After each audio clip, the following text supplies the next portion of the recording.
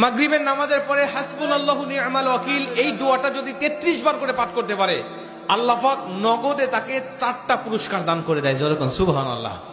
এবং এই পুরস্কারগুলো আপনি নিজের চোখে দেখতে পারবেন যে হাসবুনাল্লাহু নি'মাল ওয়াকিল এই দোয়াটা পাঠ করার কারণে আল্লাহ পাক আপনাকে কি কি বেনিফিট দান করেছে। 1 নম্বরে আল্লাহ পাক আপনার দুশ্চিন্তা, আপনার টেনশন আল্লাহ পাক দূর করে দিবে। আপনি যত বড় দুশ্চিন্তা থাকেন না কেন, আপনার টেনশন আপনাকে একদম শেষ করে দিচ্ছে।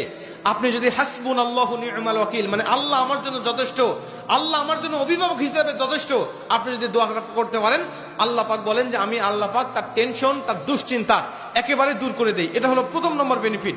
দ্বিতীয় নম্বর বেনিফিট হলো যে এই দোয়াটা যদি কোনো ব্যক্তি নিয়মিত পাঠ করতে পারে, রাসূল সাল্লাল্লাহু আলাইহি ওয়াসাল্লাম বলেন যে আল্লাহ রাব্বুল আলামিন তার বিপদ আপদ বালা মুসিবত আল্লাহ পাক দূর করে দেয়। এটা আল্লাহ পাক নিজেই তার জন্য সাহায্যকারী হয়ে যায়। বিপদ আপদ বালা মুসিবত তার সামনে আর কিচ্ছু রাখে না। আপনি যত হাসবুনাল্লাহু নি'মাল ওয়াকিল পাঠ করবেন, তত আল্লাহ পাক আপনার সামনে থেকে বিপদ বালা মুসিবত দূর করে দিবে। এটা হলো 2 নম্বর।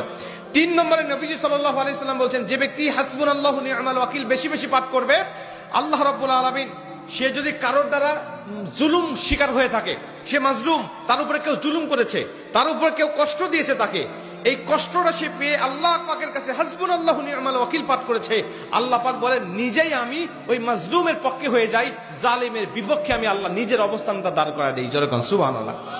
ভাই, আল্লাহ যদি আপনার পক্ষে দাঁড়ায় যায়, আপনার কিছু লাগে? আল্লাহ যদি আপনার জন্য সাহায্যকারী হয়ে যায়, কিছু লাগে? আপনাকে কোন জালিম আপনার উপর জুলুম করছে, আপনি হয়তো বা সেই জালিমের কাছে আপনি কিচ্ছু না, একেবারে তুচ্ছ, কিন্তু আল্লাহ তো তার থেকে অনেক বেশি শক্তিশালী। আল্লাহ পাক বলে যে আমি তখন ওই মাজলুমের পক্ষে দাঁড়া যাই, ওই জালিমের বিপক্ষে দাঁড়া যাই, আমি আল্লাহ আমার নিজের মতো করে আমি তখন বিচারটা শুরু করে দেই। যেরকম সুবহানাল্লাহ। এজন্য যদি কেউ আপনার উপর জুলুম করে, আপনি হতাশা হবেন না, আপনি কষ্ট পাবেন না, আপনি আসমানের দিকে মুখটা উঁচা করে বলবেন হাসবুনাল্লাহু নি'মাল ওয়াকিল নি'মাল মাওলা ওয়া নি'মান নাসির।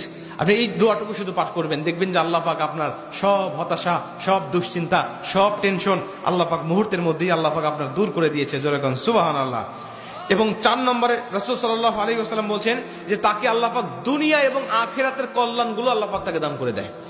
দুনিয়াতে যত কল্যাণ, যত খারাপই আছে এগুলো দূর করে দেয়, কল্যাণগুলো আল্লাহ পাক দান করে দেয়। আবার আখিরাতের যত কল্যাণ লাগবে আপনার সব কল্যাণগুলো আল্লাহ পাক আপনাকে দান করে দিবে।